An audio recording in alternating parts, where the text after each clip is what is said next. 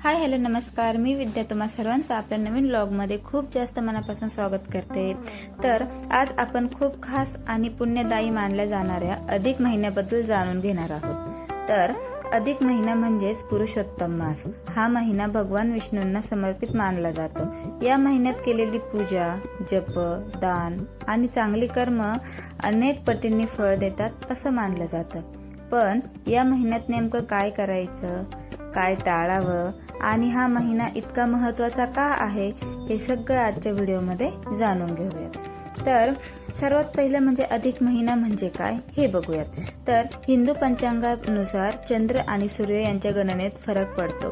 तो समतोल राखण्यासाठी साधारण 3 वर्षांनी एक अतिरिक्त महिना येतो, त्यालाच अधिक महिना असं म्हणतात। या महिन्याला पुरुषोत्तम मास असंही म्हटलं जातं, कारण भगवान विष्णूंनी या महिन्याला स्वतःचं नाव दिलं अशी कथा सांगितली जाते। हा महिना फक्त धार्मिक नसून मन शांत करण्यासाठी, चांगल्या सवयी लावण्यासाठी आणि देवभक्तीत रमण्यासाठी खूप खास मानला जातो। आणि अधिक महिन्यात काय करावं हे आपण बघूयात। सगळ्यात पहिलं म्हणजे अधिक महिन्यामध्ये रोज देवपूजा आणि नामस्मरण झालंच पाहिजे। सकाळी लवकर उठून स्नान करून देवपूजा करावी। ओम नमो भगवते वासुदेवाय नमः किंवा विष्णू मंत्राचा जप करावा।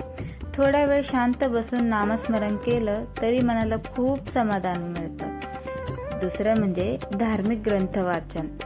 आपण भगवद्गीता, विष्णू सहस्रनाम, रामरक्षा किंवा भागवत कथेचं वाचन केलं तर खूप शुभ मानलं जातं। घरात पॉझिटिव्ह एनर्जी तयार होते, म्हणजे सकारात्मक वातावरण तयार होतं। तिसरं म्हणजे दानधर्म। काय दानधर्म करावा, तर या महिन्यात दानाला खूप जास्त महत्त्व आहे। जे गरजू लोक आहेत त्यांना आपण अन्नदान किंवा कपड्यांचं दान किंवा पक्ष्यांना पाणी ठेवणं, अशा छोट्या छोट्या गोष्टीही खूप जास्त पुण्यदायी मानल्या जातात। चौथं म्हणजे सात्विक आहार घ्यायचा आहे। म्हणजे या काळात आपण सात्विक जेवण घ्यायचं आहे। मन आणि शरीर दोन्ही शांत राहतं, त्यामुळे आपल्याला या महिन्यात सात्विक आहार घ्यायचा आहे। पाचवं म्हणजे आपल्याला वाईट सवयी सोडण्याचा प्रयत्न करायचा आहे। वादविवाद टाळावेत। घरात भांडण, वाईट बोलणं किंवा कुणाचं मन जर दुखावत असेल तर ते टाळावं। तामसिक अन्न घेणं टाळावं, म्हणजेच मांसाहार, मद्यपान आणि जास्त तिखट किंवा तुपकट म्हणजेच तेलकट पदार्थ आपण खाण्याचे टाळावेत असं सांगितलं जातं। देवपूजेकडे दुर्लक्ष करायचं नाही।